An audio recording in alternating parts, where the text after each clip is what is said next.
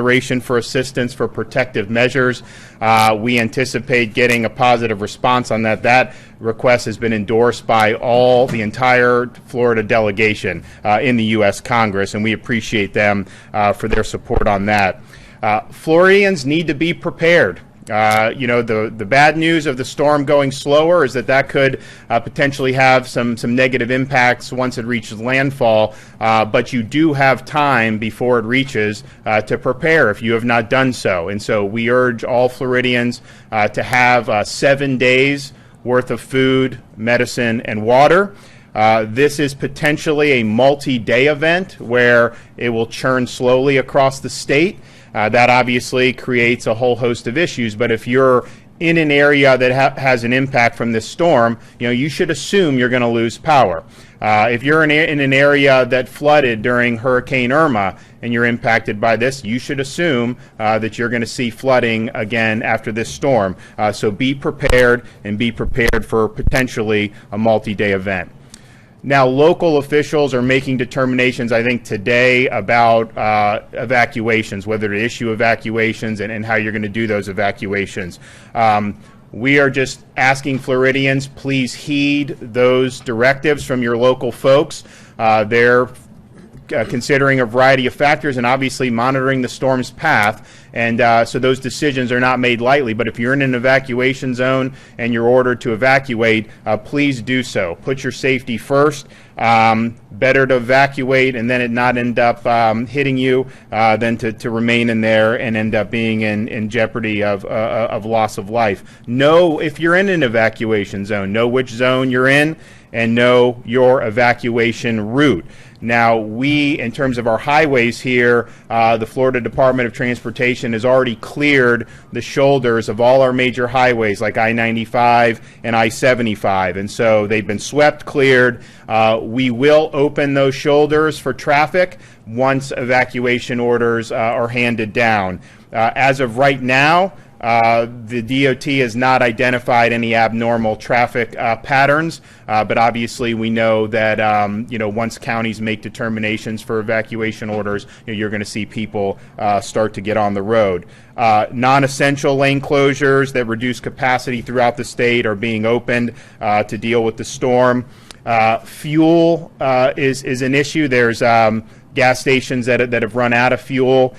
We, in the emergency declaration, waived service and truck rates for fuel trucks so that we can increase the capacity of fuel that's being brought in. We're also going to be, starting today, implementing Florida Highway Patrol escorts for fuel trucks so we can facilitate refueling in critical parts of the state. I mean, there's some parts of the state where you have major lines for gas, cars are lined up. It makes it more difficult for the trucks to get in and replenish the gas supply. So we think those escorts will help with that. We have a lot of fuel in Florida. It's just we have limited capacity to bring it from the port to the gas stations because you can only have so many trucks at one time doing that. And so recognizing that, we've worked with FEMA to get fuel from out of state. So FEMA and Jared have worked with Mississippi, Alabama, and Georgia to waive their service and truck weights so we can facilitate fuel coming in from out of state. And so that is happening as we speak.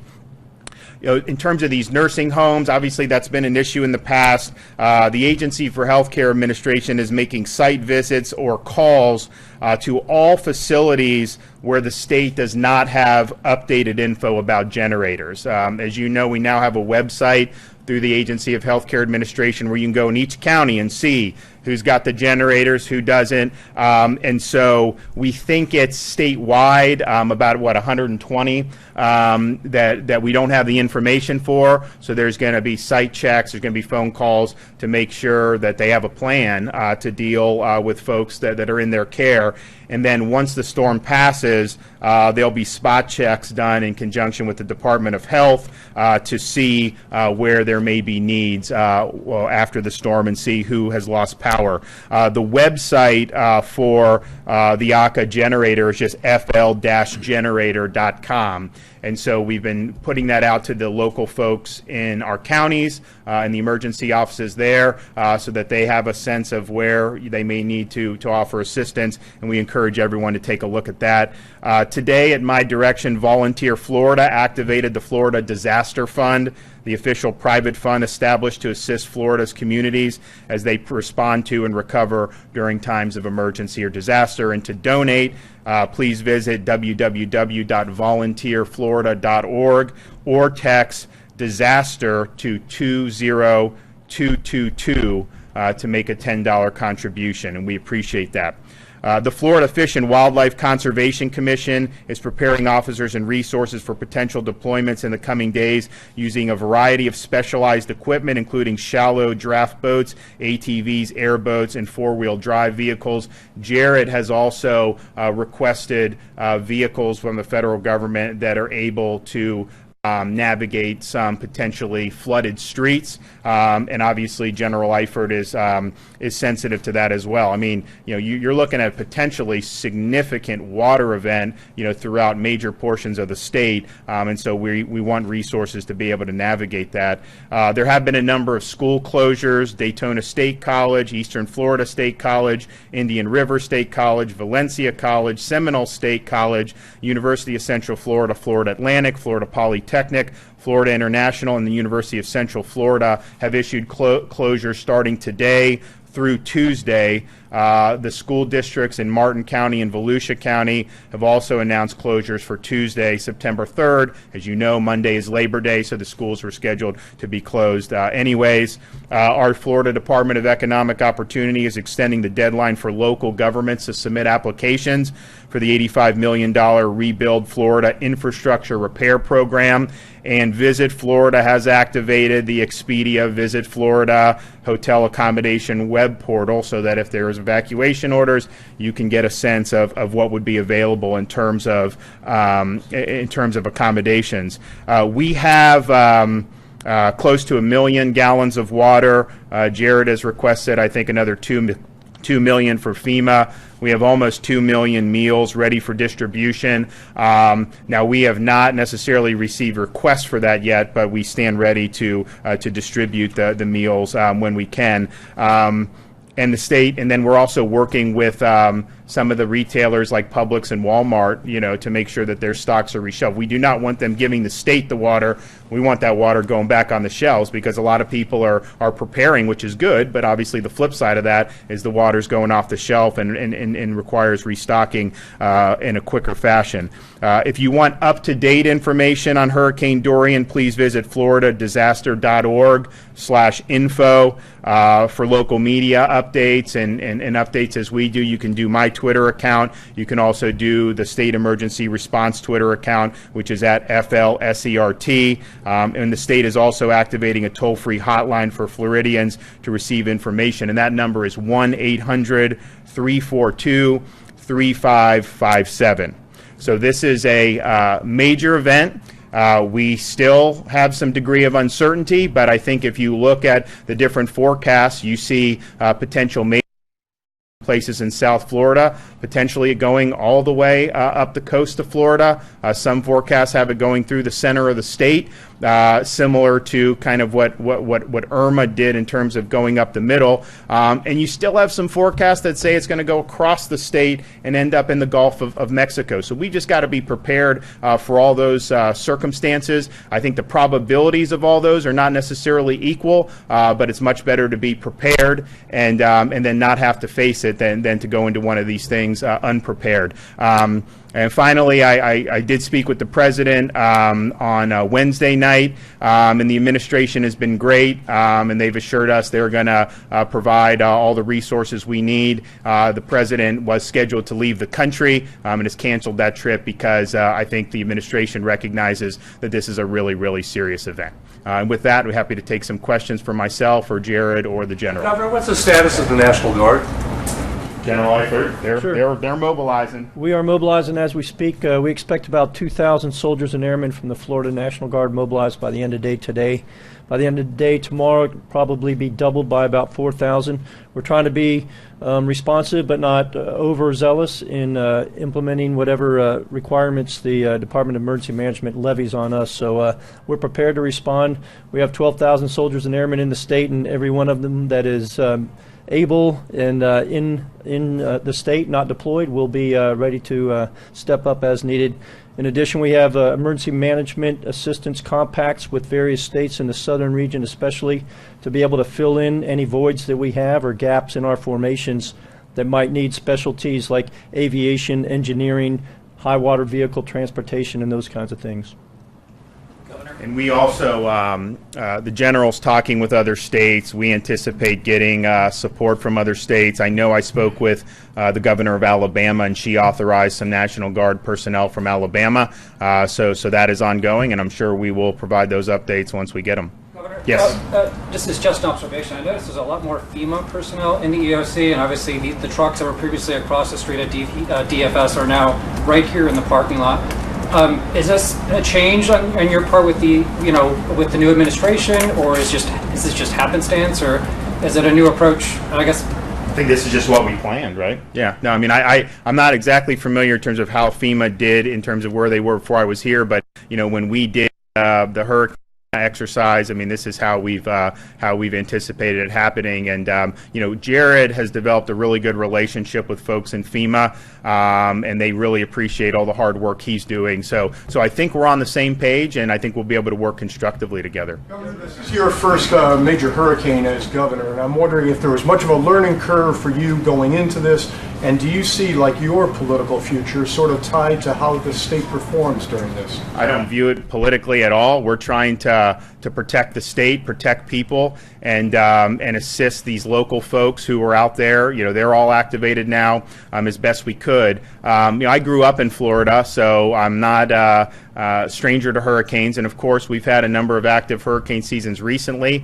As a U.S. Congressman, we had Hurricane Matthew, where my district was the district that was most affected. Now granted, that could have been worse than the path it ultimately took, and then obviously Hurricane Irma, that affected almost everybody in the state. And so I have a lot of experience just understanding kind of how some of the wheels go in motion, and then we've done an awful lot with Hurricane Michael since I've taken office, and so this is something that we didn't want to see hurricane this season. I know Jared and I both did what we thought we could in different respects to try to head that off, but we also prepared for one, and did a major hurricane exercise. I would ask Jared, hey, what's it look like in the Caribbean? What's this? Because we knew that this is something that could potentially happen. So at the end of the day, we're going to be working really, really hard to do our best to help the folks in the state of Florida.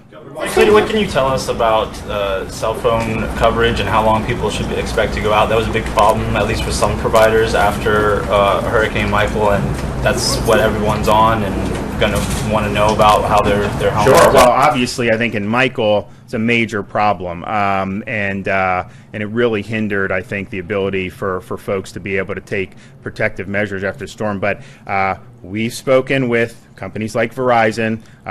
They have a plan. They are implementing the plan. They recognize the threat from the storm and are taking action. And so that's really, at the end of the day, these are private companies. What we've done, Jared's talked to him, I've talked to him, has said, look, the state really believes that having a plan and being able to take action to restore any lost service as quickly as possible is very important. Helps with the recovery efforts, helps with people whose livelihoods are at stake. And I think they all get that, and I think they recognize some of the problems in the past. And I would say the same with the utilities. I've met with a number of the heads of the utilities, companies like Florida Power and Light, and they are executing their plans. And you're seeing a lot of assets being brought to bear in Florida right now, not necessarily for sure where those are going to need to ultimately be deployed, but there's going to be a capacity to do that. And restoring the power once it goes out to as many people as quickly as possible,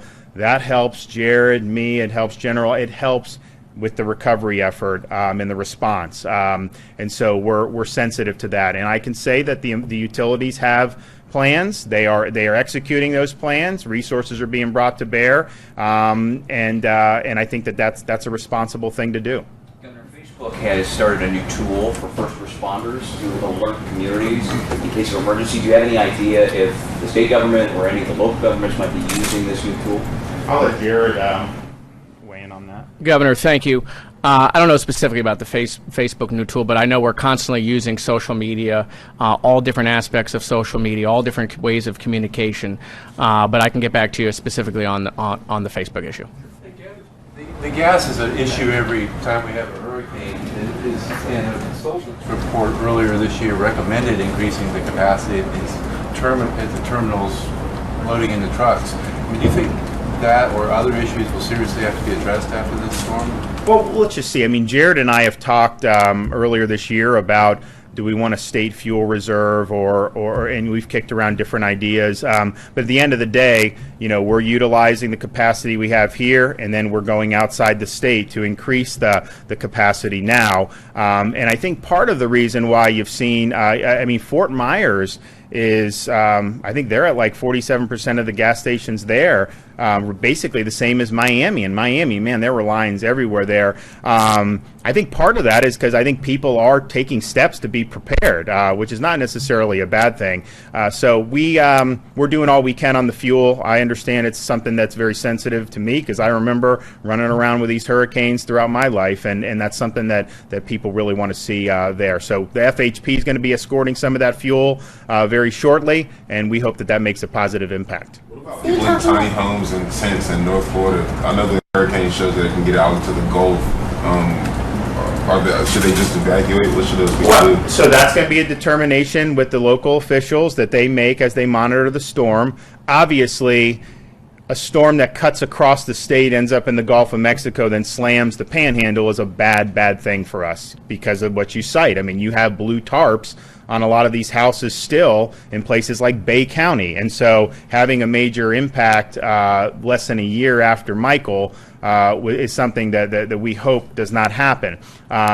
It's still too soon to tell whether that's happening. And as I say, not every path of this storm has the same probability, but you got to be prepared for that. And I think those communities are going to have to make those decisions. Obviously, Jared, myself, when if we become convinced that there's a real threat there, we're certainly going to communicate that in there. But I think it's too soon to tell. But clearly that's that's a concern for us. And I think that's been a concern for us from the beginning. And there are also other parts. I mean, if you look at we were when our briefing today, Jared was outlining some of the areas in South Florida where you have more transient communities in different parts. And that is something that is a concern for us. And so you see that in places like Palm Beach County, in some of the interior parts. So fortunately, I think Palm Beach does a good job. But that is a concern when you have some of these storms hit like this. Do you feel that the state is dropping? Could you speak to the decision to move the FSU game rather than cancel it all outright? Well, I think at the end of the day, Jacksonville wrestled with whether they wanted to play the game there. Moving it to Friday, they may have issued an evacuation order 3 hours before the game. So if you have a game in Jacksonville, how does that impact the evacuation of parts of Jacksonville or Duval County or other parts of the state? So I think that the mayor and the university officials, I think they made a good decision to do it. I think doing it Saturday, we're not anticipating impacts on this thing until sometime Sunday. So I think having it in Tallahassee, you can do the game, and I think people would still have the ability to get where they need to go. Obviously, this is an uncertain track, but I think the probabilities are that Jacksonville 95 area is going to be more likely to see a lot of people leaving than maybe over here and I-10. And so I think it was a good decision, and I think it'll make it easier for folks in Jacksonville to be able to manage whatever types of evacuations need to occur. Are you looking to avoid the kind of big mass evacuation that occurred during Irma? Do you think that was a bad idea that just sort of told the state to get out of town? Well, it's the type of thing where we want you, if you're in an evacuation zone, if you have an order come down, so if you're in Brevard County and they say evacuate the barrier islands, they're not going to do that lightly. I mean, they're doing that because they're anticipating really significant storm surge that can be life-threatening. They're anticipating massive amounts of flooding, and so we want you to heed those calls. But I think there's also the case of sometimes, you know, if you evacuate too soon, you may evacuate into a path of the storm as it changes. And so these things are just, I think the counties are wrestling with this. The fact that the impacts are not going to happen as early as I think we initially anticipated means they're taking the time to kind of digest what that would mean, and then making those decisions. And so you will see evacuations. I'm confident of that. But to just willy-nilly tell every state, you know, we're not going to be telling every county, tell everybody to leave, because that may create some problems as well. So, but I think it's really going to be determinative on some of the local issues and local factors. And it's interesting, if you look down the east coast of Florida, you know, some of those barrier islands are much more vulnerable than other parts of the East Florida coast. I mean, that's just the reality of the situation. And so, you know, you may have a quicker trigger on areas that really are potentially problematic. What we want to do at the state level is obviously assist the efforts. If there are evacuations, we're going to waive the tolls. We're going to open up the shoulders. We're going to do things to make that a more orderly process. And if we feel strongly that a local community is not acting in a way that makes sense, you know, we will certainly let them know what we think. But at the same time, you know, I really trust a lot of those local folks to really know, you know, what's best for their communities, because this is not like this is their first rodeo at this point. I mean, we've had multiple seasons of this. I mean, a lot of people on the East Coast were concerned with Matthew. Irma concerned almost everybody, and so we're going to, you know, we're going to tell people really focus on the news coming out of your local emergency officials. Is the state talking to federal officials about prisoners? FCI Miami is not rated for a Category 3 storm. Obviously, some of these are federal facilities, but what are you guys doing about prisoners? Well, we're on our facilities. That was actually one of my concerns, because I'm like, you know, and basically the prisoners are put into facilities that can withstand, you know, impacts. And so you will see prisoners moved around. And, you know, that was done with Hurricane Michael, and it was done relatively uneventfully. And so that's what's going to have to happen this time. In terms of the federal, we're not really going to take federal prisoners. I don't think there's a plan for that, because I think they obviously have their own facilities and are responsible for those inmates. Also on FEMA funding, you might remember when you were up in Congress that there's a bit of a delay in the way that FEMA can get the money down to the states, then they can distribute it. I think there's like 2 or 3 weeks per month that Congress or the Senate can actually sit on the money and debate about it. Some members will actually use it to say that they got all this money. With this storm coming, do you know if there's any interest in actually kind of removing this and to get money down to the state faster? Or well, Jared can speak about what we've done. Now remember, some of the money was FEMA, but some of the money was, there were processes here that were not working effectively as well. But Jared can talk about what we're doing there. And just one more question after this. So I've already addressed that with FEMA about the money that is in at the CRC for approval and in OLA review. I've also talked to our delegation about that, and so FEMA is already communicating with me about the dollars that they're going to push down, because obviously as counties and cities have to respond, we want to make sure that they have the resources to do so, which is why, you know, obviously over the last 7.5 months, 8 months, we've pushed now more than $800 million down to the local governments. It's more money than the division has ever moved in its history. Over $150 million of the Citrus Block Grant program has been moved, you know, under Governor DeSantis. So I am looking at that, and FEMA is cooperating, getting that money out faster. You mentioned that there were millions of meals and that there was a lot of water being stockpiled. Where are those stockpiles at? Are they going to be centrally located, or are they out of state, ready to move in? I mean, I know some of them are in Central Florida, but Jared could probably tell you where all those are.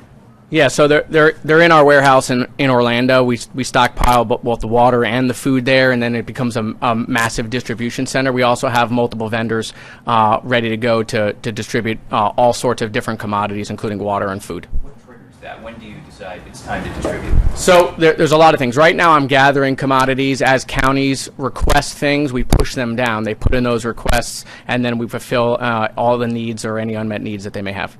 But we Governor- haven't received any requests up to this point from the counties, but we stand ready to fulfill those requests. Yeah, we received no requests for any food. We've been moving water to them over the last couple of days out of the warehouse. So I'm going to be. I think we're going to. I got to get running. I'm going to go down and meet with the folks in Palm Beach County today. I'm also going to tour kind of the super storm facility for FP&L.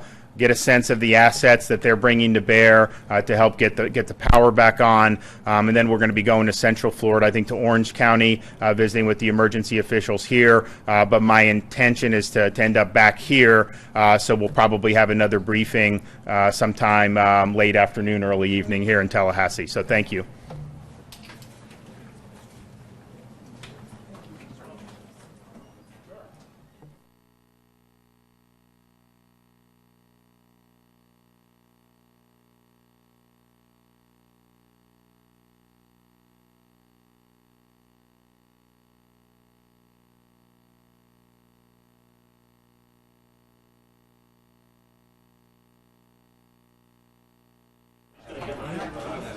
Go on our website. I'm sure it's on there.